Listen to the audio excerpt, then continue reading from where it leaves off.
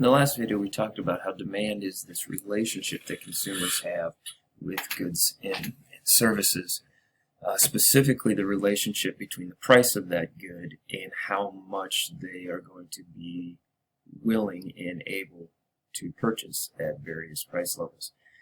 We talked a little bit about the law of demand, and if you remember, the law of demand stated that there is an inverse relationship between price and quantity demand. It makes sense. You guys have been consumers your entire life. You understand as goods and services increase in price, become more expensive. It's only intuitive that the quantity demanded is going to move in the opposite direction. It's going to decrease. So the important thing, right, to understand is that demand is this relationship that represents how much at various price levels consumers are going to consume in a set amount of time, whether it be a week or a month or whatever time period you would like to examine. Today, in this video, we're going to look at what happens when this demand relationship changes, it shifts due to some other factors. These factors that shift demand, I'll refer to them as shifters of demand. Your textbook might call them determinants of demand, but really it's the same thing. So it's going to be these 5 non-price factors.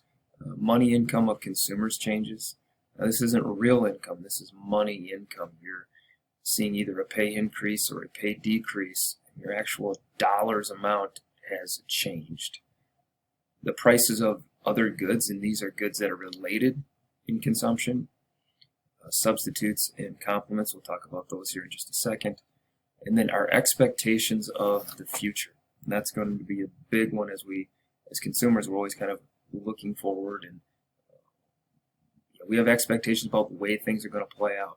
So these expectations will impact our demand in the current time. The number of people or the composition of consumers in a market. So this is just, think of this as the number of buyers. More buyers, more demand, less buyers, less demand. So we'll examine that one, as well as consumer tastes, their attitudes and preferences. How we feel about goods and services can change based on a variety of factors. So these are going to be the 5 shifters of demand that are actually going to change and move this demand curve. So let's look at the first one, change in income. All right, increase in consumer income makes sense. We have more money, we're going to be more willing and have more ability, obviously, to buy more at each price level. So we're going to see an increase in demand. When we say increase in demand, we're talking about the entire curve shifting rightward, shifting to the right. You'll hear me say shift to the right, shift to the left, rather than increase or decrease in demand. I'll explain why here in a second, why that is. As income changes, it impacts different goods in different ways. And the 2 goods we look at here are what we call normal goods, and these are simply any good that is going to increase in demand, or you're going to see a demand increase as your income increases. So they're going to move in a direct relationship. More income, more demand. That is a normal good. Inferior goods are going to move in an inverse relationship. As your income increases, you're going to see demand decrease, and vice versa. Demand decrease as income increases. These are going to be things that you maybe wouldn't necessarily buy if you were making more money. Used cars might be an example. Secondhand clothing, used clothing might be an example of an inferior good. Stuff you buy more of as you are maybe having less income. So that's the first one. If you look at our example with the pizza, here we have an increase in the market demand for pizza based on the change in income. We have more income. It is going to shift our demand for pizza at every price level. Remember in the first example, okay, at $9, at $9, consumers were demanding 20 million pizzas a week. As an individual, you could say $9 might be 20 pizzas in a month. As our income changes and income increases, we're going to see a shift in demand at every price level. So now at $9, what used to be 20, at $9 we come out and now it's 26. This entire relationship has changed. Prices of the price range has not changed, that stayed the same, but the entire demand relationship has shifted to the right. This is what we call an increase in demand. All right, real quick on the other shifters. Changes in the price of other goods. You'll hear me refer to this as change in the price of related goods. Two types of related goods. You've got substitutes and complements. A substitute, this is anything that you are going to use or consume, and they're going to be very close in consumption. Examples of substitutes, Coke and Pepsi would be kind of the classic example. iPhone and a Samsung or Android phone, they're close in consumption. We call them substitutes for each other. A gallon of milk and a tire, not going to be substitutes, right? They're not really related in consumption. They're different, but they're not going to fulfill that kind of same sort of need. Complements are anything that you consume or use together. So when you consume more of one, you're going to consume more of its complement, what you consume together. Peanut butter and jelly would be an example of complement goods. Gasoline in an automobile would be another example of complements. They're consumed together. You typically don't consume one without the other. So let's look at how price changes in one of these goods will impact the demand for the other. If you have an increase in the price of one good, what's going to be the impact on demand for its substitute? So an increase in the price of one good is going to increase the demand for the other. So a lot of your problems will give you, we'll talk about what happens if the price of good A, or good A and good B are substitutes of each other. What happens if you see an increase in the price of good A?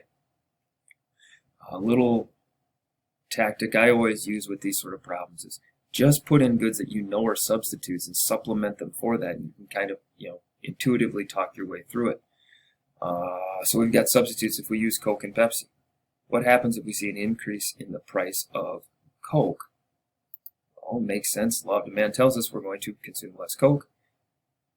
Why? Because they're substituting. They're going to substitute Pepsi, the cheaper, relatively cheaper substitute. So an increase in the price of Coke, we're going to see an increase or a shift to the right in the demand for Pepsi. Complements, we're going to see them moving inversely of each other. An increase in the price of one is going to decrease the demand for the other. Peanut butter and jelly go together. If peanut butter gets more expensive, and peanut butter goes up in price, consumers are buying less peanut butter, therefore they're going to buy less jelly. They're not going to make as many peanut butter and jelly sandwiches. So an increase in the price of peanut butter, it's going to shift the demand curve to the left for its complement. Unrelated, goods that are unrelated, and we'll get into this a lot, especially when we talk about elasticity of demand in future units. But if we see no change in demand based on the price change, so if an increase in Coke does not influence the demand for milk, we'll say, then those goods are not close substitutes for each other. All right, so we have change in income, change in the price of related goods. Let's go expectations real quick. Now, these expectations could be a variety of things. I've got two listed here, but there are many others. Income expectations. If you expect your income to increase in the future, you think you're going to have a pay raise or you feel really good about your job security, you're going to see an increase in current demand. Now, what we got going on right now in the world is a perfect example of expectations of the future. A lot of people are worried about their security of their income going forward, or what's going to happen to their job in the upcoming months here. It's really going to decrease the current level of demand. Consumers are going to probably save more and hang on for a rainy day. got an example there with toilet paper. There's a reason. There's a reason here that it says it is out of stock in, pull this out here a little bit, out of stock in Hutchinson. Right? Due to high demand, item may be unavailable or delayed. A lot of places all over the country are experiencing this shortage of toilet paper. It was more so that consumers were worried, am I going to be able to leave my home? Is there going to be toilet paper available? So we see these expectations of the future change. We see a huge increase in demand in the current situation. That demand curve shifted to the right. Future price expectations is another one. If you expect the price in the future to be higher than it is right now, right? If you expect, you walk into a store and you see a sale on something, sale ends Friday, that increases your current demand. If you expect the price in the future to be higher, you're going to see an increase in current demand. If you expect future price to be lower, well, it makes sense. Current demand is going to shift to the left. Right? This item's going on sale on Friday. Well, it's certainly not going to buy it on a Tuesday. You'll wait till Friday. So expectations of the future. Number and composition of consumers. This is just the number of people in a market. As that number increases, we're going to see an increase in demand, a rightward shift. So this is just number of buyers. Anything that would increase the number of buyers or decrease the number of buyers is going to shift that demand curve to the right or to the left. The governor says we're going to close all bars and restaurants. Well, that's going to change the available consumers in the market. We're going to see a definite decrease or shift to the left in consumer demand for those goods and services. Last one, changing consumers' tastes and attitudes. Big one as far as impacting consumer demand. Our tastes are subjective and they typically remain constant. However, there are certain things that are going to influence our tastes and preferences. As these tastes and preferences change, they're going to shift demand for certain goods and services. A lot of things in recent years have come out about high fructose corn syrup. Things that we really didn't know a whole lot about in previous years, and we see this substance linked to disease, heart disease, and poor health and everything else. We see a shift in demand for these sort of goods, demand shifting to the left, where now you see producers actually labeling their product, no high fructose corn syrup. Many of your fads and your trends can be linked to this change in consumer attitudes and tastes. All of you have experienced in your lifetime some fad that has been trying to think of one. Hydro flasks is one that comes to mind, where everybody's got to have a Hydro Flask water bottle. We see that kind of change in consumer attitudes and taste shifts that demand curve to the right. All right, so those are our 5. Quick review. Right, 5 shifters of demand. These are non-price. Remember, a change in price does not shift the demand curve. We just move down from one point on the other. These 5 factors, these will shift that demand curve either to the right or to the left. Change in consumer income, price of related goods, consumers' expectations of the future, the number of buyers in a market, and our tastes and attitudes.